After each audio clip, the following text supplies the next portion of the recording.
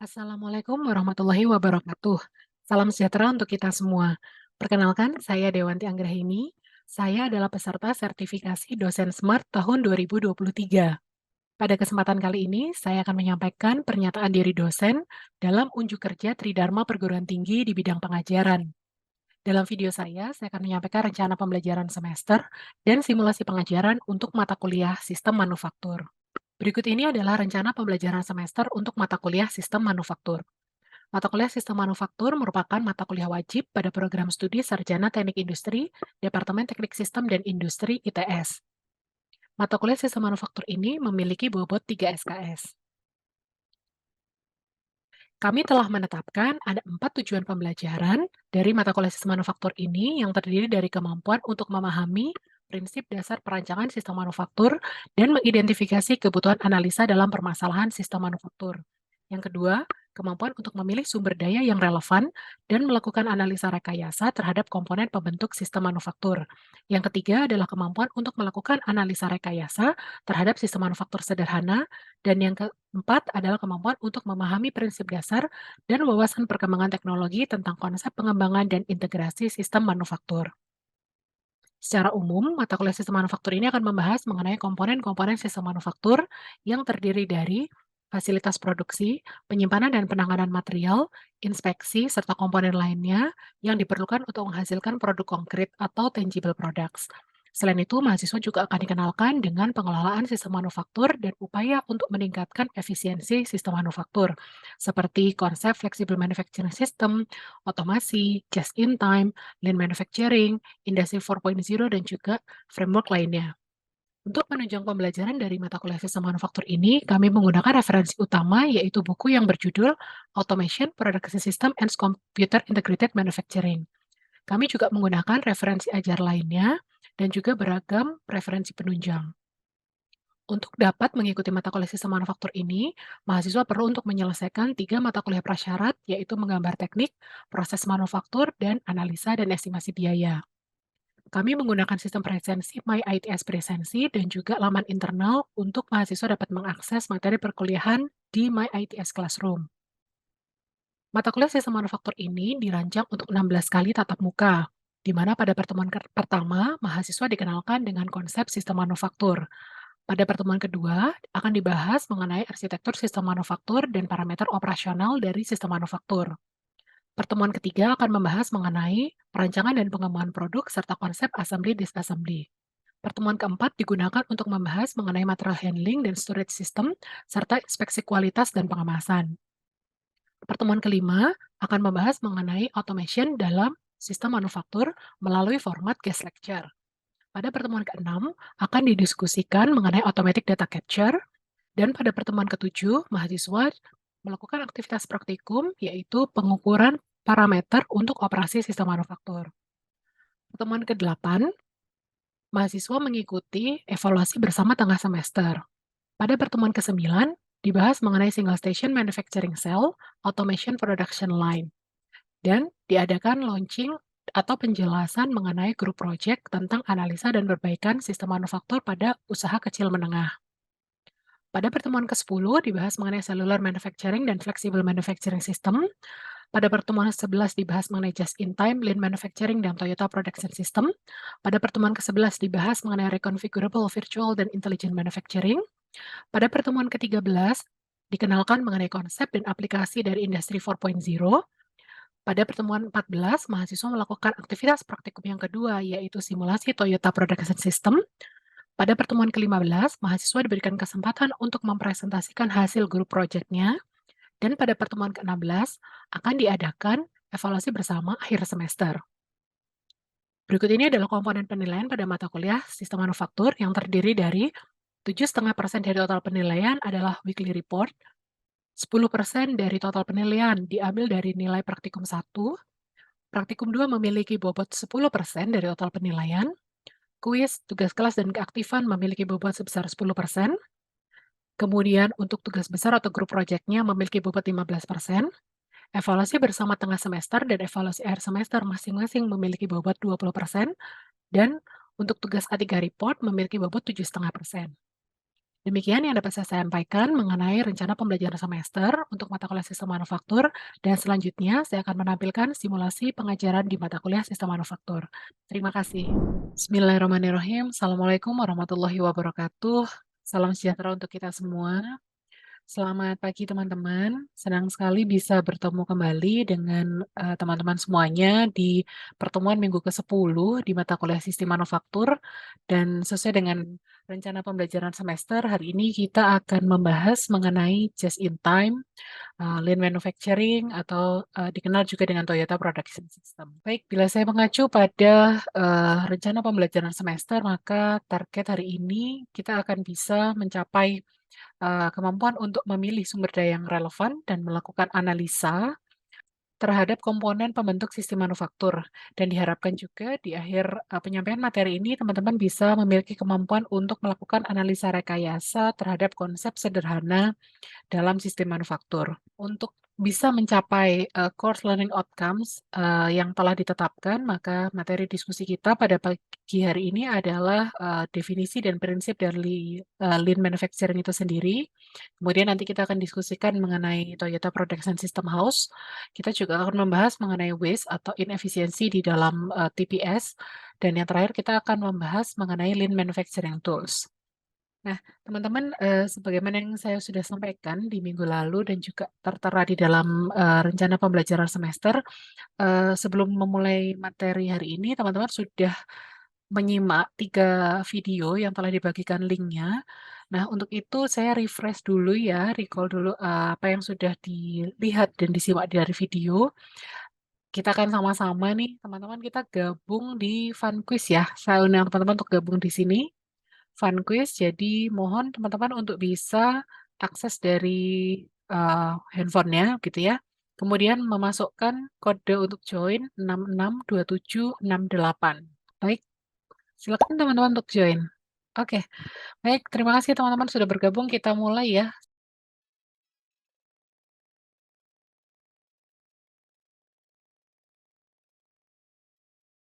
Baik, semua jawaban sudah masuk. Kita coba review ya teman-teman jawaban dari setiap pertanyaannya. Gitu saya coba di sini. Oke, berikut ini merupakan prinsip penting dari lean manufacturing kecuali Heijunka. Kemudian pertanyaan yang kedua, apa yang dimaksud dengan just in time? Jadi di sini just in time adalah ketiganya benar. Oke, kemudian yang ketiga, apa yang dimaksud dengan over processing waste? Jawabannya adalah menghasilkan produk dengan proses dan aktivitas produksi yang berlebihan. Kemudian yang keempat, sebuah tools dalam lean manufacturing yang menampilkan visualisasi, kata kuncinya adalah visualisasi, adalah Kanban. Kemudian pertanyaan yang terakhir adalah mengurutkan proses implementasi 5S secara tepat. Jadi yang pertama yang harus dilakukan adalah sort dulu, dipilih dulu, kemudian dirapikan atau di set in order. Kemudian yang ketiga adalah shine, itu dibersihkan. Kemudian standardize, itu distandarisasi begitu ya. Kemudian yang terakhir adalah sustain, dilakukan secara terus-menerus. Baik, terima kasih teman-teman atas partisipasinya. Saya izin untuk kembali pada slide saya begitu. Tadi kita sudah fun games begitu lewat quizzes. Sekarang saya akan lanjutkan materinya. Nah, untuk yang pertama, teman-teman, tadi adalah definisi dan filosofi dari lean manufacturing, termasuk tadi prinsip pentingnya. Jadi kalau kita mengacu dari berbagai referensi ilmiah, begitu ya, bisa disimpulkan bahwa lean manufacturing itu merupakan sebuah filosofi produksi yang filosofi tersebut menekankan pada prinsip meminimasi jumlah sumber daya atau resources, termasuk waktu. Nah, sumber daya ini bisa terdiri dari sumber dayanya manusia, modal, mesin, peralatan, material, itu adalah sumber daya. Di sini ditekankan termasuk waktu yang dibutuhkan untuk melakukan serangkaian aktivitas di dalam sebuah perusahaan. Lean manufacturing sendiri awalnya berasal dari Toyota Manufacturing. Namun kemudian konsep lean manufacturing ini berkembang dan akhirnya sekarang sudah banyak diimplementasikan juga di service industry. Baik, saya lanjutkan. Untuk prinsip Lean di sini ada 5 gitu ya, saya ambil dari bukunya Womack. Yang pertama itu adalah specify value atau kita, bisa artikan menspesifikkan, nilai. Nilai ini adalah, suatu nilai atau keinginan yang berangkat dari perspektif pelanggan dan kemudian nilai tersebut akan diterjemahkan oleh perusahaan ke dalam spesifikasi produk dan jasa. Kemudian yang kedua, prinsip yang kedua adalah identify the value stream. Jadi bagaimana kemudian setelah tahu nilai apa yang diterjemahkan menjadi spesifikasi dari produk, maka kemudian perusahaan akan mengidentifikasikan dan mengklasifikasikan aliran nilai tersebut. Kemudian aktivitas itu akan dipetakan menjadi value added activities, necessary but non-value added activities, dan juga non-value added activities. Maka kalau kita bicara value added adalah segala aktivitas yang memberikan nilai tambah kepada produk dan juga kepada pelanggan kita. Tapi kalau necessary but non-value added, dia tidak memberikan nilai tambah, tapi aktivitas tersebut tidak bisa dihilangkan karena termasuk dalam aktivitas yang penting. Kemudian yang ketiga, non-value added activities itu adalah aktivitas yang betul-betul tidak memiliki nilai tambah terhadap produk atau jasanya, dan itu yang harus dieliminasi. Kemudian prinsip yang ketiga adalah continuous flow. Bagaimana perusahaan itu bisa mengalirkan produk, jasa, dan informasi secara kontinu. Kemudian yang keempat, prinsipnya adalah pull system. Nah, perusahaan-perusahaan yang mengimplementasikan lean manufacturing itu menjalankan seluruh aktivitasnya, mulai dari hulu sampai dengan ke hilir, itu benar-benar berdasarkan kebutuhan pelanggan, bukan berdasarkan keinginan perusahaan. Nah, konsep lean ini erat kaitannya dengan pull system, jadi sistem tarik gitu ya. Dan yang terakhir, prinsip lean adalah perfection, di mana proses untuk mengefisiensikan aktivitas dalam perusahaan itu atau mengeliminasi waste, bagaimana dia terus-menerus melakukan perbaikan atau continuous improvement program. Baik, saya akan lanjutkan ke konsep just in time. Ini juga merupakan konsep yang erat kaitannya dengan lean manufacturing dan Toyota Production System. Ini ada sedikit video, 1 menit, silakan disimak. Let us introduce the production system based on the just-in-time concept, in which we produce only what is needed, when it's needed, and in the amount needed. Before implementing just-in-time, we applied the push system, where parts were delivered from the previous process to the next, regardless of what was actually needed. With the just-in-time method, we now use the pull system, where parts are pulled from the previous process only in quantities needed for the next process. First, cards called Kanban are attached to the part or parts box. Workers remove the Kanban cards when using the part or the first piece in the box. They then go to the preceding process with the Kanban to retrieve the corresponding part or parts box. When the parts are retrieved, a Kanban for those parts is removed and sent to the previous process with production instructions. This is the basic concept of just-in-time. Baik, jadi seperti disampaikan di video ini, prinsip just in time itu merupakan prinsip penting di dalam penerapan lean manufacturing, begitu ya, teman-teman. Kalau kita simpulkan, itu just in time adalah deliver only what is needed. Jadi, perusahaan itu hanya akan mendeliver apa yang dibutuhkan oleh, pelanggan, kapan produk atau jasa itu dibutuhkan, dan juga pada amount atau jumlah yang sesuai dengan kebutuhan dari pelanggan itu sendiri. Sehingga bisa dikatakan tidak berlebihan, tapi juga tidak lebih cepat, tidak lebih lambat, begitu ya, dan tepat. Baik, saya lanjutkan. Di Toyota Production sendiri, dia memiliki satu framework atau terminologi yang kita sebut sebagai Toyota Production System House. Maka kalau kita lihat di gambar ini, begitu, jadi TPS House itu goal akhirnya, main goals-nya dia, tujuan utamanya adalah bagaimana bisa mencapai kualitas yang tinggi, namun dengan efisiensi. Jadi cost-nya rendah dan juga waktunya cukup pendek, begitu ya, sebisa mungkin sependek mungkin. Tapi tetap produknya berkualitas atau jasanya juga bisa dikatakan berkualitas.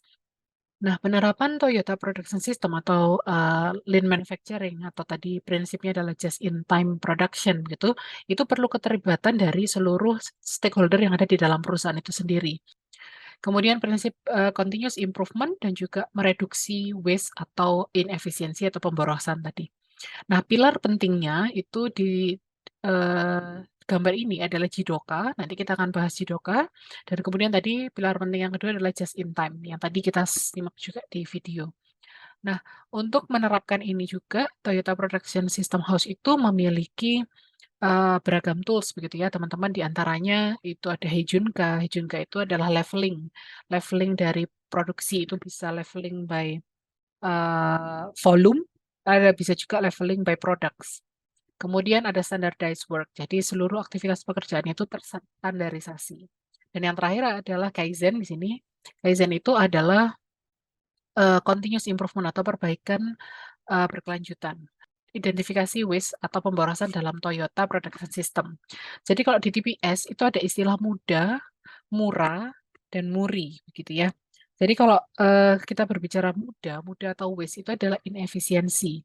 Nah, apa saja sih inefisiensi yang bisa terjadi atau pemborosan yang bisa terjadi di dalam proses produksi di perusahaan, gitu ya. Nah, kita coba yang di dalam buku Toyota Way itu ada 7 jenis waste. Yang pertama adalah overproduction. Nah, kalau kita bicara definisi overproduction, itu adalah ketika sistem manufaktur yang dijalankan itu memproduksi produk atau komponen produknya sebelum komponen atau produk tersebut dibutuhkan. Jadi lebih cepat, begitu ya, lebih banyak yang kemudian flaws. Flaws itu atau defect itu adalah ketika sistem manufaktur atau sebuah perusahaan itu secara umum menghasilkan produk-produk yang tidak memenuhi standar kualitas yang sudah ditetapkan. Artinya produknya bisa dikatakan cacat. Sehingga untuk bisa dijual, dia harus dilakukan reworking dan proses lainnya, sehingga akan memakan waktu lagi dan juga biaya yang cukup besar. Kemudian yang ketiga, jenis waste yang ketiga adalah excess inventory atau inventory yang berlebihan. Jadi sebetulnya setiap perusahaan itu sudah menghitung, teman-teman, berapa sih yang harus diproduksi dan berapa yang kita sebut sebagai safety inventory. Jadi inventory yang aman untuk mengakomodir kondisi-kondisi yang cukup fluktuatif. Tapi ketika inventory itu berlebihan sekali, maka itu menjadi sebuah pemborosan. Kemudian yang keempat itu adalah pemborosan over processing, di mana overprocessing ini adalah melakukan aktivitas secara berlebihan dari yang seharusnya. Jadi, aktivitas itu tidak memberikan nilai tambah kepada pelanggan. Nah, ini juga harus dieliminasi, teman-teman. Untuk jenis waste yang kelima, itu adalah waiting, di mana waiting ini termasuk di dalamnya operator yang menunggu material yang belum tersedia. Jadi, memang tidak boleh terjadi sampai kehabisan material pada saat material itu dibutuhkan untuk diolah atau juga mesin dan peralatan yang belum siap digunakan. Artinya ketika menerapkan lean manufacturing itu harus betul-betul dihitung kapan materialnya tiba, siap diproses, berapa banyak, dan kapan mesin dan peralatan itu sudah dikondisikan untuk siap dioperasikan. Jadi tidak boleh sampai terjadi mesin dan peralatannya itu telat untuk di-setting. Dan yang kedua, waiting itu termasuk ketika mesin dan peralatannya tidak beroperasi dengan baik untuk menjalankan rencana produksi di waktu tersebut. Baik, untuk yang selanjutnya, waste-nya adalah transportation. Ini adalah adanya tambahan waktu, perpindahan sumber daya dan biaya yang tidak diperlukan dalam rangka memindahkan produk dan material. Nah, ini secara berlebihan, begitu ya. Jadi memindahkan material, memindahkan sumber daya itu wajar, namun ketika itu berlebihan atau salah dalam memilih moda transportasinya, itu juga menjadi sebuah pemborosan. Dan yang terakhir adalah motion. Motion ini adalah perpindahan operatornya, gitu ya, operator di produksinya, begitu ya, atau di perusahaannya, bekerja di perusahaan tersebut termasuk kegiatan untuk berjalan, relaksasi badan, kemudian penggunaan fasilitas umum atau kegiatan pribadi yang sifatnya berlebihan, di luar dari deskripsi pekerjaannya dia, pada jam kerja yang ditentukan. Baik, ini adalah 7 konsep waste yang 7 jenis waste yang didefinisikan dalam lean manufacturing. Saya akan berhenti dulu di sini. Mungkin dari penjelasan sampai di sini ada yang ingin didiskusikan. Silakan bisa menekan tombol raise hand, teman-teman. Oke, oh baik, silakan Mbak Putih bisa diaktifkan mikrofonnya, disampaikan. Iya, baik Bu. Terima kasih atas kesempatannya. Saya izin bertanya, Ya, untuk konsep Lean saat ini sendiri kan banyak ya Bu diaplikasikan di service industri. Nah, apakah definisi waste pada service industri itu sama dengan di industri manufaktur ya Bu? baik. Terima kasih pertanyaannya Mbak Putih, sangat baik ya. Jadi kalau yang saya sampaikan 7 tipe waste atau pemborosan tadi itu erat kaitannya dengan manufacturing tangible product karena ini berangkat dari Toyota Production Manufacturing gitu ya atau Toyota Production System. Nah, kemudian konsep Lean ini kan tadi saya sampaikan juga berkembang sehingga banyak sudah industri jasa yang menerapkan konsep Lean. Nah, kalau kita hubungkan waste pada industri jasa, sebetulnya itu juga definisinya mirip-mirip begitu ya, hanya memang bedanya adalah eh, apa namanya tipe-tipe aktivitas yang dijalankannya. Nah, saya coba berikan contoh misalkan kalau di industri manufaktur tadi kan kita kenal yang namanya overproduction. Nah, overproduction itu tadi kan menghasilkan produk secara eh, lebih dari yang dibutuhkan begitu ya. Nah, ini kalau di service sector maka ada yang namanya duplication. Nah, duplication ini adalah bagaimana dia melakukan aktivitas dalam rangka menyediakan jasa itu secara berulang-ulang atau berlebihan begitu ya. Kemudian misalnya tadi ada waiting. Waiting itu kan operatornya menunggu material yang belum tersedia, mesin peralatannya belum tersedia. Nah, di service sector itu ada yang namanya delay. Nah, delay itu adalah bagaimana sih gitu ya. Termasuk di dalamnya delay itu bagaimana pelanggan itu menunggu gitu ya, menunggu servis atau jasa yang diharapkan tadi sampai di dia atau sudah diberikan layanan begitu ya. Termasuk juga di dalam proses operasinya, misalkan tahapan menyampaikan servis tadi ada 4 tahapan, tapi di tahapan kedua ini operatornya terlalu lama gitu ya. Ada waktu tunggu si operator ketiga itu menunggu terlalu lama dari aktivitas di eh, subaktivitas sebelumnya. Nah, itu termasuk dari waiting. Lainnya kurang lebih sama, termasuk motion itu pergerakan manusianya, transportation itu adalah perpindahannya, begitu ya. Hanya memang skupnya dia di industri jasa. Gitu, mungkin apakah bisa menjawab Mbak Putih? Iya Bu, sudah sangat menjawab. Terima kasih. Terima kasih kembali. Baik, teman-teman, saya izin untuk melanjutkan. Teman-teman, kalau kita berbicara Lean Manufacturing Tools atau media-media atau alat gitu ya, metode-metode yang bisa digunakan untuk mengimplementasikan Lean Manufacturing di perusahaan itu sebetulnya banyak sekali. Jadi ada beragam Lean Manufacturing Tools. Namun saya akan coba bahas di pertemuan ini 4 saja, begitu ya, yang paling umum digunakan di perusahaan. Jadi saya akan bahas mengenai Kanban, Jidoka, 5S, dan Pokayo.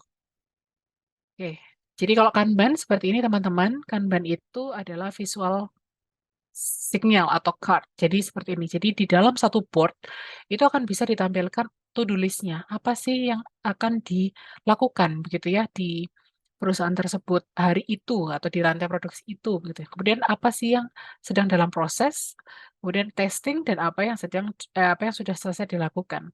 Nah, nanti dia akan lihat sebetulnya yang baik adalah ketika dalam satu waktu atau satu range waktu berproduksi tadi maka dia bisa selesai semua yang dilakukan. Sehingga artinya kalau selesai semua dari to-do list-nya itu kan artinya sudah terpenuhi ya gitu. Semuanya lancar, tidak ada bottleneck, tidak ada penundaan gitu ya, tidak ada proses yang macet. Nah, ini dikontrol dengan Kanban. Nah, ini pertama kali dikembangkan oleh Taichi Ohno gitu ya. Oke, saya lanjut. Yang kedua adalah Jidoka. Jidoka ini adalah sistem terotomasi atau automation di mana sistem otomasi ini dilakukan untuk melakukan perbaikan sistem, diutilisasi untuk perbaikan sistem. Jadi apa? Jidoka ini bentuk otomatisasi di mana ketika ada terjadi abnormalities gitu ya atau ketidaknormalan atau teridentifikasi adanya produk cacat, maka dia akan segera mengidentifikasi. Kemudian sistemnya akan stop. Nah, ketika sistemnya stop, langsung dibikin atau dilakukan perbaikan. Nah, setelah itu akan dilanjutkan lagi sehingga tidak sampai proses itu menghasilkan produk cacat. Baik, sehingga dikatakan bisa meningkatkan kualitas produksi.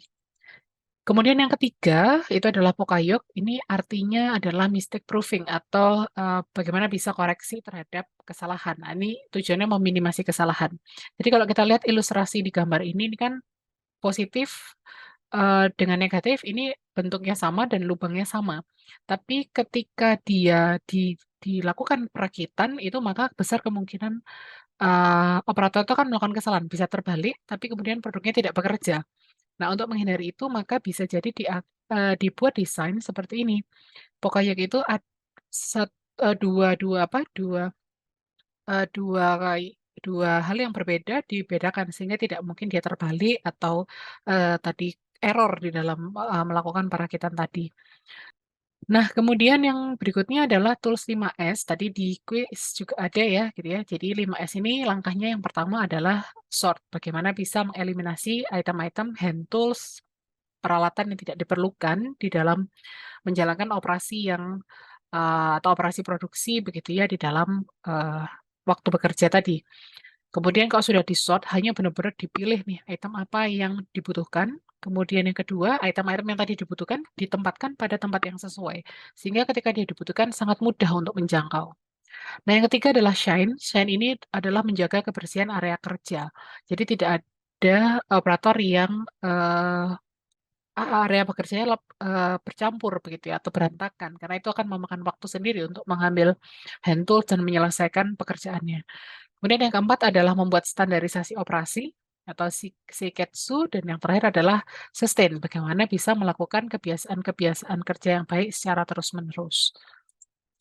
Ini adalah beberapa uh, lean manufacturing tools yang lain yang belum saya sampaikan cukup banyak, jadi seperti PDCA, Quality Function Deployment, Failure Mode Effect Analysis, kemudian ada Heijun Cup gitu ya, atau leveling, dan beberapa tools yang lain. Baik, sampai di sini mungkin saya membuka pertanyaan begitu ya. Ada yang ingin didiskusikan? Silakan. Oh, baik, Iya, silakan. baik. Nanti mungkin saya izin bertanya, Bu. Jadi, Silakan. pertanyaan saya itu, apa hubungan antara mengimplementasikan Jidoka dengan peningkatan kualitas produk, Bu? Terima kasih, Bu. Ya, baik. Terima kasih Mbak Ines pertanyaannya. Jadi saya kembali pada slide yang ini ya. Jidoka itu tadi kan bagaimana sistemnya itu dibuat otomatis atau terotomatisasi, tidak lagi full dilakukan oleh manusia karena uh, jika dilakukan manual oleh operator, maka ada subjektivitas, kemudian ada juga faktor kelelahan begitu ya. Nah, sementara kalau mesin yang otomatis itu kan tidak ada faktor-faktor yang sifatnya tadi dari human error begitu ya. Nah, jadi apa hubungannya dengan peningkatan kualitas produk?